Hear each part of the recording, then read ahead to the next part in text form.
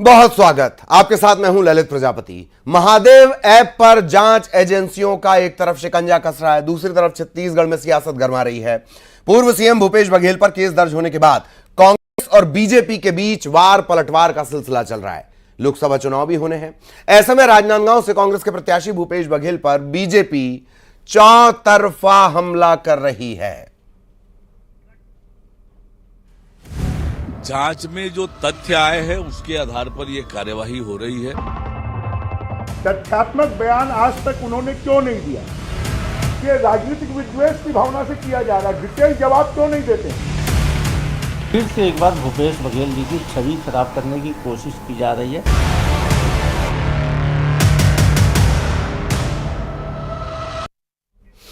तो Mahadev app case को लेकर सियासी घमासान बढ़ा हुआ है। भूपेश बघेल पर एफआईआर हुई है, इस पर बीजेपी हमलावर है। भूपेश बघेल पर बीजेपी ने सवालों की बौछार कर दी है।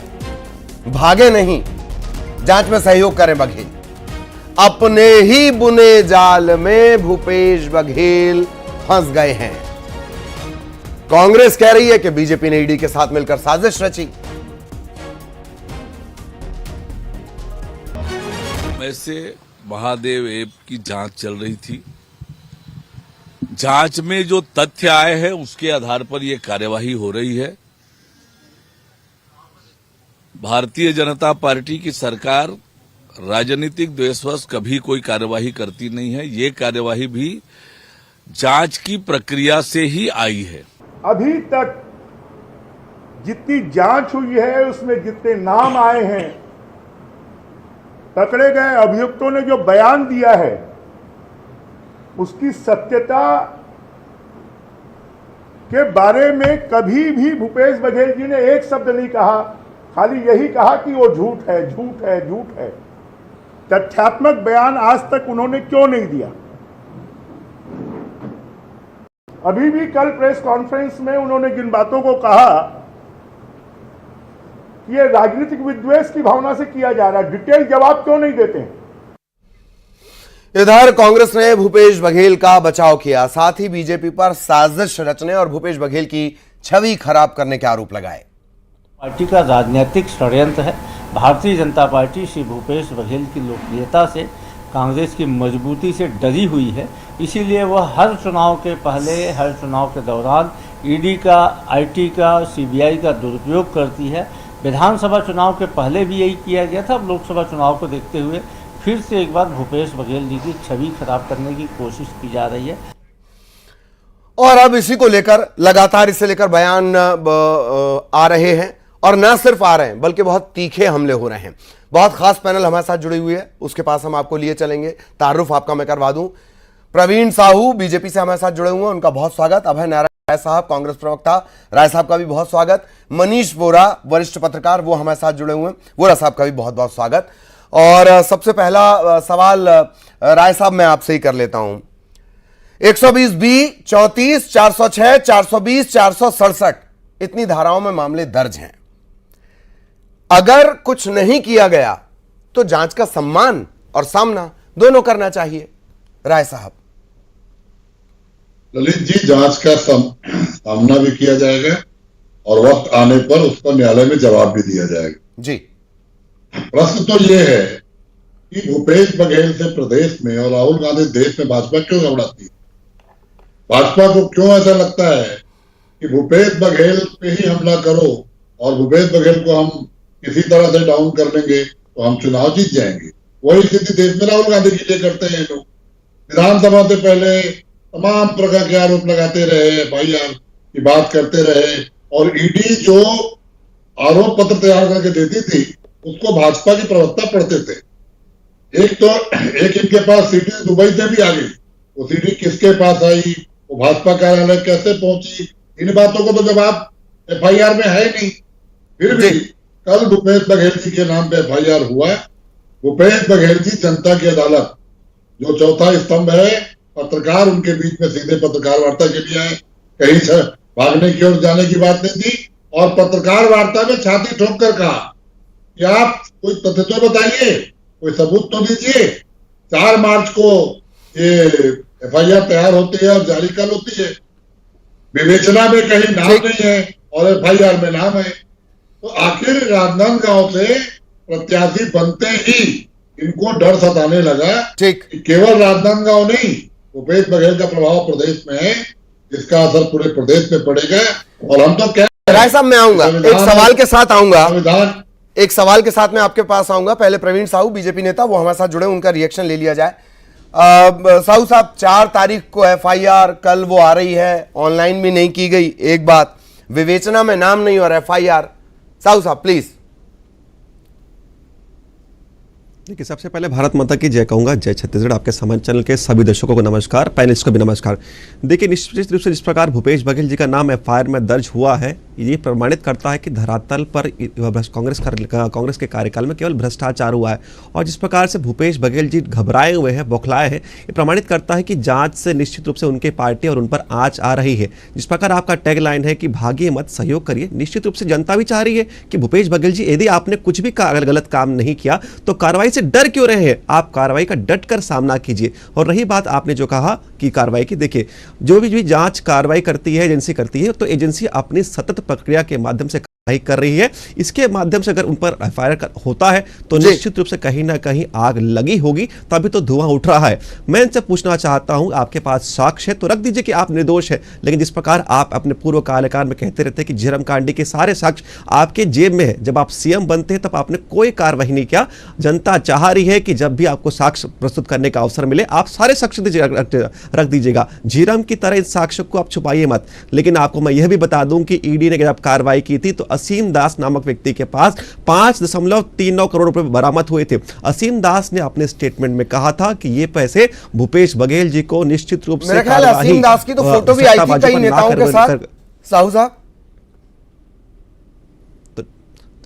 वही तो मैं वही कह रहा हूं कि उन्होंने ही नाम लिया था कि भूपेश बघेल को लगभग 5.5 करोड़ रुपए जो है घूस के या भ्रष्टाचार के देने के लिए दिए गए हैं। साथ में अगर शुभम सोनी की बात करें तो उन्होंने कहा था कि 508 करोड़ रुपए निश्चित रूप से सट्टे को बचाने के लिए भूपेश बघेल जी के पास पहुंचाया गया है। साथ ही एक ASI के माध्यम से जिस प्रकार निचले तबके से लेकर उच्च तबके तक, चाहे वो पुलिस के भ्रष्ट अधिकारी हो या पूरी व्यवस्था के माध्यम से भूपेश बघेल जी इस व्यवस्था को चला रहे थे। जिस प्रकार आप देखते हैं कि जूस बेचने वाला व्यक्ति जो है हजारों करोड़ रुपए का असमय बन जाता है, तो निश्चित रूप से कोई सामान्य घटना नहीं है। भूपेश बघेल जी की सरकार का संरक्षण था, तभी इतना बड़ा भ्रष्टाचार होता है। ठीक, नहीं, वो ऐप तो खैर हर जगह चल रहा था प्रवीण जी, उसमें सिर्फ छत्तीसगढ़ में ऐप चल रहा हो ऐसा तो है नहीं। आ रहा हूं मैं आपके पास, मनीष वोरा साहब हमारे साथ जुड़े हुए हैं।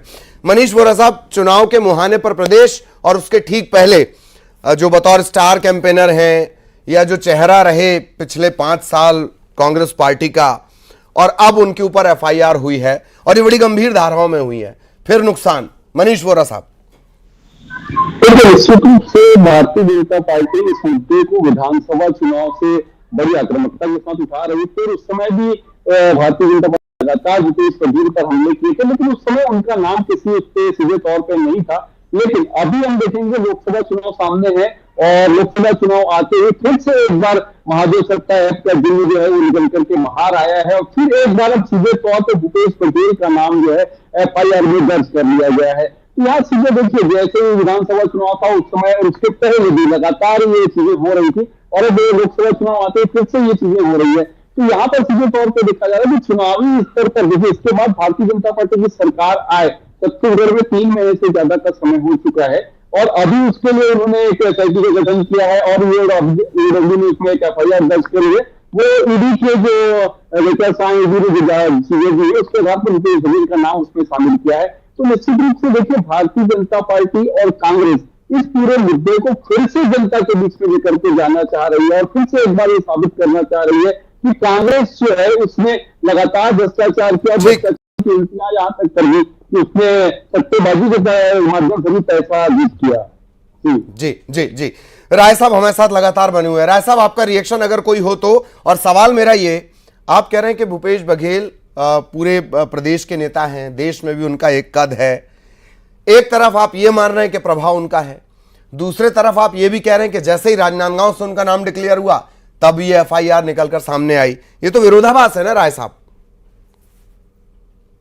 के प्रत्याशी बनते ही भाजपा को लगा कि राजनांदगांव तो सीट गई, प्रदेश में भी भूपेश बघेल के चुनाव लड़ने का असर पड़ेगा और सभी 11 सीटों पर इसका प्रभाव पड़ेगा कि भूपेश बघेल प्रत्याशी हैं और कांग्रेस के पक्ष में वातावरण बनेगा। जी। मैंने ये कहा पहली चीज।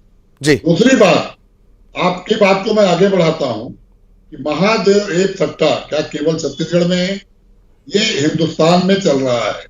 इसको रोकने की जवाबदारी डबल इंजन में से दिल्ली वाले इंजन की है, जो 10 साल से सरकार में बैठी है। अगर दुबई से तार हैं, आपके पास सबूत है, दुबई का वीडियो आपके पास आ जाता है, उस वीडियो से भूपेश बघेल का नाम निकलता है, तो आपके पास तो सबूत है कि देश पे सट्टा चल रहा है। बंद करिए। आज भी महादेव ऐप चल रहा है, आज भी बंद करने की कोई कार्रवाई नहीं हुई। और महादेव ऐप की क्यों, इसी प्रकार की भी सट्टा और जुए का काम इस देश पे वर्जित है, उस पर केंद्र सरकार रोक लगाए। छत्तीसगढ़ सरकार थी, भूपेश बघेल मुख्यमंत्री थे, तो कितने FIR हुए, कितने बैंकों के खाते सीज हुए, कितने लोग जेल गए, इसके रिकॉर्ड निकाल के देख ले। और 3 महीने में एक रिकॉर्ड बताएं कि 3 महीने में महादेव सट्टा खिलाने को क्या कांग्रेस ने कभी इस बैन की वकालत की? हमने ये भी सुना कि कोई लेटर भी लिखा गया था मुख्यमंत्री रहते हुए भूपेश बघेल की तरफ से केंद्र के लिए। प्रधानमंत्री को खुला पत्र लिखा था जो मीडिया में जारी हुआ और छपा, जिसके तहत उन्होंने मांग की थी कि केंद्र सरकार की जवाबदारी है, केंद्र सरकार को इस पे रोक लगानी चाहिए। और वो लोग क्या रोक लगाएंगे साहब? अभी तो इलेक्ट्रल बॉन्ड का पूरा सब सामने आ रहा है कि गेमिंग फ्यूचर का पैसा कैसे इनको मिल रहा है, कैसे लॉटरी खिलाने वाला पूरे देश में संदेह का कारोबार कर रहा है। भारतीय जनता पार्टी के ठीक खड़ा है वो, ठीक अभी तो ये पोल खुलने वाला है। ठीक, मैं सिर्फ ये कहूंगा कि राजनीति में शुद्धता होनी चाहिए। भारतीय जनता पार्टी कांग्रेस से चुनाव लड़े, दुश्मनी ना करे, झूठे आरोप न लगाए, चरित्र खराब न करे।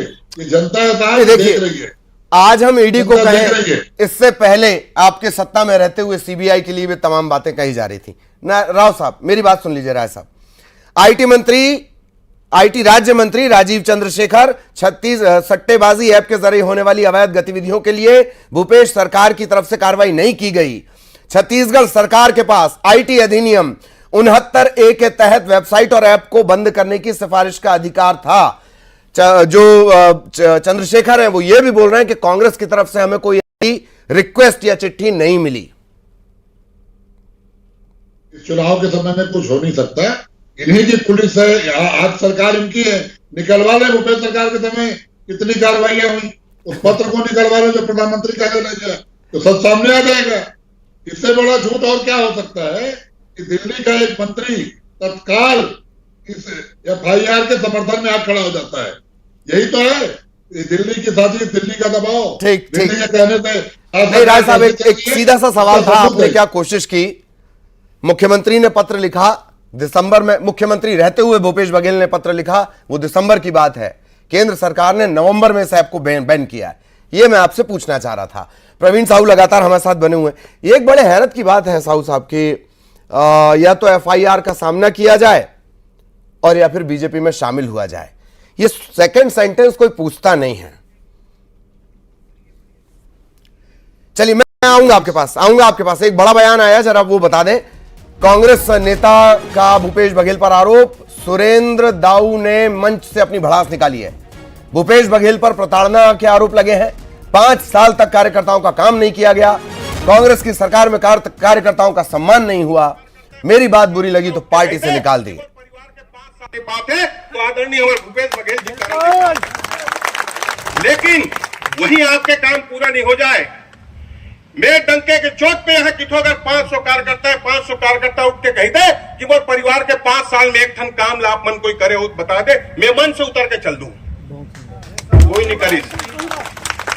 हमन दुख तकलीफ और घर के अगर बहू बेटा के कोई ट्रांसफर है, मोर कोई काम है, मोर कोई तकलीफ है, कोई काम नहीं करे लाइन सिवाय प्रताड़ित करे के। और मैं मंच पे जब आया, आज एक चीज देखे मिलीस, या नया फोटो देखे मिलीस। 5 साल पहले हमारा नवा फोटो देखे मिले, एक ढंग के फोटो मिले। वो नेता कहाँ है? और अत्यंत बड़का नेता है। 5 झल्ले जो क्या कहते विधानसभा चुनाव जो जाग भेजे, वही बुलाओ आप लोग चुनाव किसने भेजते हैं? कार्यकर्ता का आप लोग जरूरत ही नहीं पड़ी। मैं अगर बहुत दुखी मन से कहा तो आदरणीय, और अगर मोर बात कहीं गलत है तो मैं मन से क्षमा मांगते हुए, जिला अध्यक्ष जी आप हो, आप लोग और निष्कासन के अधिकार है, आप मुझे निष्कासित कर देना। मैं कार्यकर्ता बन के पार्टी के जो भी यहाँ आदमी बैठे हुई, मैं उनके लिए सदैव आपके लिए मैं आ रहा था, साहू साहब आपके पास आ रहा था, लेकिन चूंकि ये बड़ा बयान आया सुरेंद्र दाऊ की तरफ से, राय साहब कार्यकर्ताओं की नहीं सुनी गई। ये बात तब भी निकल कर आई जब एनालिसिस हुआ, ये बात तब भी निकल कर आई जब मंत्री पद से हटने के बाद या चुनाव के बाद अग्रवाल से पूछा गया, वो तो एक नियुक्ति तक नहीं करवा पा रहे थे। जी प्लीज आपका रिएक्शन। अगर हम कई चुनाव रहे हैं तो उसके कई कारण होंगे, और उन कारणों में से एक कारण ये भी था कि कार्यकर्ताओं को ऐसा लगता था कि उनको काम नहीं हो रहा है।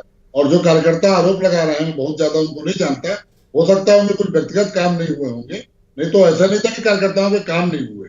कार्यकर्ताओं के बहुत काम हुए, निगम मंडल में कार्यकर्ताओं की नियुक्तियां हुई, सरकार की भागीदारी कार्यकर्ताओं को मिली, 90 जो टिकट बटी वो कार्यकर्ताओं को बटी। लेकिन अगर मेरा कोई व्यक्तिगत काम नहीं होता तो मुझे लगता है कि पार्टी में किसी का काम नहीं हो रहा है। और चुनाव का समय ये ऐसे आरोप क्यों, चुनाव के मंच से ही ऐसे आरोप क्यों? इसके लिए समीक्षा बैठक हुई थी, समीक्षा बैठक में उनको अपनी बात रखनी थी। लेकिन आज पब्लिक मंच पे कोई बात रखे या चुनाव के समय कोई बात रखे, उसके बहुत सारे अर्थ होते हैं, और चुनाव हारने के बहुत सारे कारण हैं। उसमें कारण हो सकता है कार्यकर्ता तो नाराज, चलिए बड़ा लेकिन नाराजगी ठीक मंच से उन्होंने बात कही, दरअसल कोई सुना नहीं जा रहा, तब मंच से ये बात कही, इस तरह के बात कार्यकर्ता करते हैं। एक छोटा सा बात है कि असीम दास का बयान और शुभम सोनी का बयान, इसे लेकर कांग्रेस साफ क्यों नहीं कर देती कि वो गलत है या वो सही? असीम दास के बयान की जहां तक बात आप कर रहे हैं, असीम दास वही व्यक्ति है जो कोर्ट में आने के बाद कहता है कि अंग्रेजी में लिखा हुआ था मेरा बयान और मुझसे साइन करा लिया गया। यह भी भारतीय जनता पार्टी के लोग बताएं यह गलत था। एक ड्राइवर, पहले आप उसका बयान जारी करते हैं, अंग्रेजी में उससे साइन करा लेते हैं, जिसमें वो भूपेश बघेल पे आरोप लगाते हुए बताया जाता है, और जब वो कोर्ट में आता है तो कोर्ट में कहता है कि मैंने कोई हस्ताक्षर नहीं किया था, मैं तो अंग्रेजी पढ़ा लिखा नहीं हूँ, हस्ताक्षर करा लिए गए। और शुभम सोनी को तो भाजपा वाले जाने कि उनके यहाँ वीडियो कैसे पहुंच जाता है, पुलिस के पास नहीं पहुंचता, पुलिस नहीं पकड़ पाती, लेकिन भाजपा के कार्यालय में उससे वीडियो आ जाता है। ठीक, तार कहाँ जुड़े हुए सबको पता है। ठीक ठीक ठीक। प्रवीण साहू लगातार बने हुए हैं। प्रवीण साहू, मैं आपके पास रिएक्शन के लिए आना चाह रहा हूं कि चूंकि ये भी कहा जाता है कि जैसे ही आपकी पार्टी ज्वाइन कर लिया जाए तो सारी कार्रवाई की रफ्तार रुक जाती है, और लंबा चौड़ा ट्रैक रिकॉर्ड है, प्लीज इधर उधर ना करिएगा बात को। दूसरा, ईडी का सक्सेस रेट 0.42% के आसपास। प्रवीण साहू जी,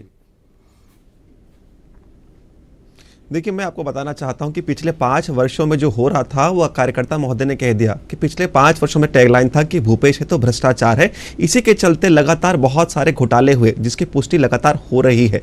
और देखिए, बात अगर ये डरते नहीं है तो मैं पूछना चाहता हूं कि पिछले 5 वर्षों में प्रदेश में सीबीआई क्यों बैन था? यदि आपने कोई गलत काम नहीं किया था तो सीबीआई को आपने एंट्री क्यों नहीं दिया था? यह प्रमाणित करता है कि सीबीआई को बैन करके आप भ्रष्टाचार की जो है परतें जो है लगातार नीचे अपने अपने बना रहे थे।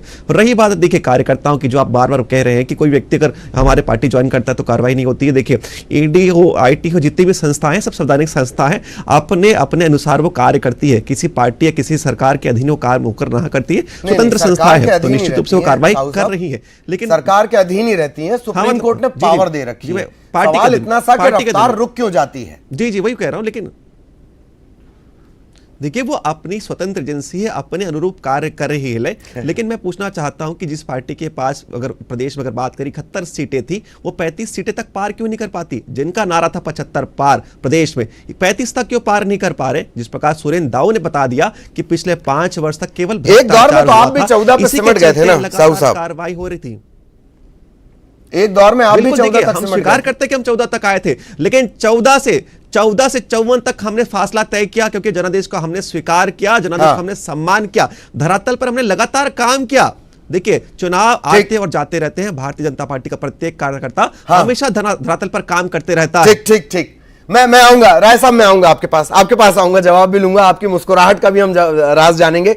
वोरा सर बहुत देर से जुड़े हुए, उनके पास हम चलेंगे। मनीष वोरा साहब, ये दोनों ही आपने इस तरह से बयान सुने, पर ईडी की कार्रवाई का जो पैटर्न देखा जाए तो वो सीबीआई के पैटर्न जैसा लगता है, एक बात। और करप्शन का मामला, गाहे बगाहे आरोप कांग्रेस की तरफ से भी कांग्रेस को लेकर लगे हैं। वोरा साहब, देखिए, निश्चित रूप से बात को समझना होगा हमको कि जो भी दल सत्ता में रहते हैं वो निश्चित रूप से सरकारी एजेंसियों का उपयोग और दुरुपयोग दोनों करते हैं, और अपने राजनीतिक स्वार्थ के लिए भी करते हैं। तो ईडी, आईटी, चाहे कांग्रेस की सरकार पहले केंद्र में रही हो, उस समय आईटी का बड़ा दबदबा हुआ करता था और आईटी की रिजल्ट जो है लगातार पड़ती थी लोगों के यहाँ, और उसमें होता है जो बख्शी देनी थी। इसी प्रकार की स्थितियां अभी भी देखने को मिल रही है। लेकिन हम बात करें भ्रष्टाचार को लेकर के जो आरोप लगते हैं, भ्रष्टाचार जो एक बड़ा मुद्दा चुनाव के समय बनता है, लेकिन वो मुद्दा चुनाव के बाद में जो है ठंडे दस्ते में जाकर के फैल जाता है, उस पर कोई कार्रवाई नहीं होती। तो सीधे तौर पर इस बात को समझना होगा कि जनता के पास आपको मैसेज देना होगा। हम चाहे बात करें नरेंद्र मोदी जी की, चाहे अमित शाह जी की, दोनों जब छत्तीसगढ़ आए तो उन्होंने सीधे तौर पर इस बात को कहा था कि किसी भी भ्रष्टाचारी को बख्शा नहीं जाएगा, उनको उल्टा करके सीधा किया जाएगा। लेकिन अभी सत्ता में आए 3 साल हो गया, ऐसा कार्रवाइयां पहले होती है, वही सारी अभी फिर से हो रही है। लेकिन भ्रष्टाचार हुआ, वो किसके लिए हुआ, कितना हुआ, कहाँ पैसा गया, किसके पास गया, ये सारी चीजें पब्लिक डोमेन में आना चाहिए और जनता को ये पता करना चाहिए। और जो लोग इस पर दोषी हैं, चाहे कितनी देर किसी भी दल के ठीक, मैं रोक रहा हूँ बोरा साहब, आपको रोक रहा हूँ, वक्त की कमी है। राय साहब, मैं आपके पास भी नहीं आ पाऊंगा। एक बात और भी है, चंद्राकर को शायद इलेक्ट्रल बॉन्ड के बारे में जानकारी भी नहीं रही होगी, उसका भी डाटा गाहे बगाहे सामने आ ही जाएगा।